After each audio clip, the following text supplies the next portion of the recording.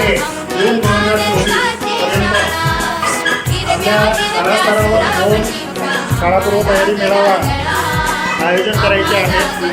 त्या अनुषंगाने आजचा हा पहिला मेळावा जिल्हा परिषद उच्च प्राथमिक शाळा येथे आयोजित केलेला आहे। या कार्यक्रमाचे अध्यक्षस्थान शाळा व्यवस्थापन समितीचे अध्यक्ष श्री तुळशीरामजी राऊत स्वीकारतील अशी मी त्यांना विनंती